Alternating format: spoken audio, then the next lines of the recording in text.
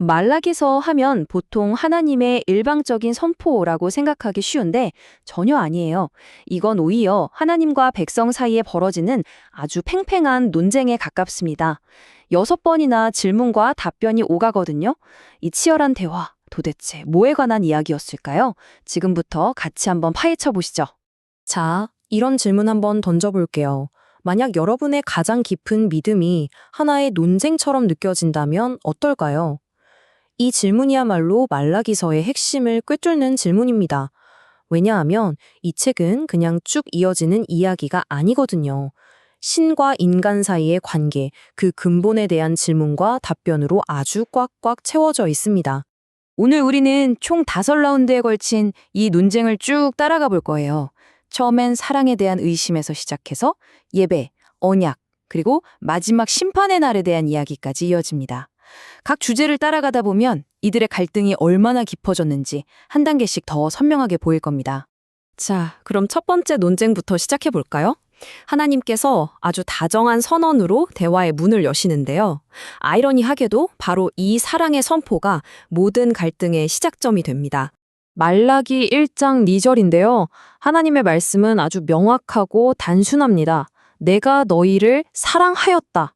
이 관계의 가장 기본이 되는, 어떻게 보면 가장 중요한 진실이죠. 그런데 백성들의 반응은 어땠을까요? 아주 차갑고 회의적입니다. 주께서 어떻게 우리를 사랑하셨나이까? 생각해보면 이들은 바빌론 포로 생활에서 돌아왔지만 약속된 영광은 보이지 않고 고된 현실만 계속되니까 그 마음속에 냉소만 가득했던 거죠. 이 질문은 그냥 궁금해서 묻는 게 아니에요. 하나님의 사랑에 대한 정면 도전인 셈입니다. 바로 여기서부터 논쟁의 불꽃이 제대로 튀기 시작하는 거죠. 자, 이제 두 번째 논쟁으로 넘어가 보죠. 이번 논쟁의 핵심은 바로 예배와 희생 제물의 질에 관한 거예요. 마음이 전혀 담기지 않은 행위, 과연 그게 무슨 의미가 있을까요? 하나님이 원하셨던 제물은 그게 무슨 단순한 종교 규칙 같은 게 아니었어요. 가축대 중에서 가장 좋은 것, 흠없는 것을 드린다는 그 행위 자체가 존경과 경외의 표현이었던 거죠. 당신은 정말 위대한 왕이십니다. 라는 고백이나 마찬가지였습니다. 근데 현실은 어땠을까요? 참, 그들은 눈 멀고 병들고 심지어 훔친 동물들을 제물로 바치고 있었어요. 하나님이 이렇게 물으십니다. 야, 그거 너희 총독한테 한번 드려봐라. 그가 너를 기뻐하겠냐? 이 질문 하나가 그들의 위선을 정말 날카롭게 찌르는 거죠. 세 번째 논쟁은 깨어진 약속, 바로 언약에 초점을 맞춥니다. 특히 영적인 지도자였던 제사장들이 얼마나 실패했는지, 그리고 그게 어떤 파급 효과를 낳았는지를 다루고 있어요. 하나님이 레위 자손, 그러니까 제사장들과 맺었던 언약의 핵심은 이거였어요. 그들은 그냥 의식을 집전하는 사람이 아니었습니다. 진리를 지키고 백성을 바른 길로 이끄는 메신저여야 했죠. 하지만 그들은 이 중요한 역할을 완전히 저버렸습니다. 그리고 이 깨어진 언약의 문제는 제사장들한테만 있었던 게 아니에요. 백성들 역시 그들의 가장 기본적이고 중요한 관계, 바로 결혼, 언약을 배신하고 있었습니다. 이건 사회 전체의 신뢰가 무너졌다는 명백한 증거였죠. 네 번째 논쟁은 굉장히 도발적인 단어로 시작합니다.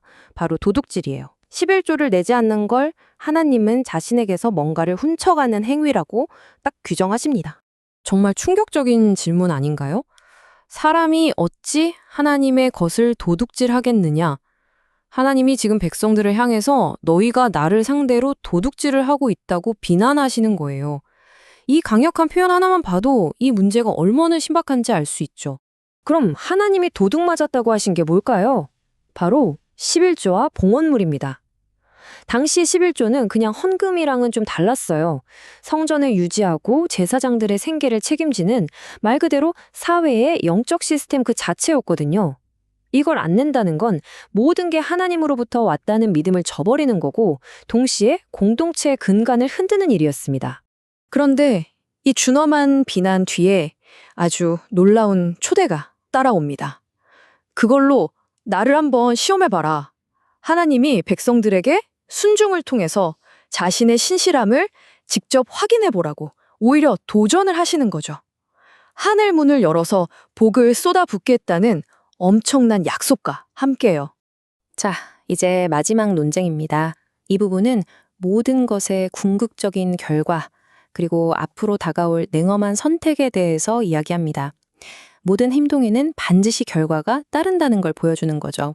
그 결과는 정말 극명하게 갈립니다. 심판의 날에 악인들은 뿌리까지 타버리는 지푸라기처럼 될 거라고 해요. 하지만 하나님을 경외하는 의인들에게는 공의로운 해가 떠올라서 치유의 광선을 비출 거고 마치 외양간에서 막 풀려난 송아지처럼 기뻐 뛰게 될 거라는 약속이 주어집니다. 이 두 운명의 대비가 이보다 더 선명할 수는 없겠죠. 말라기서는 바로 이 질문으로 끝을 맺습니다.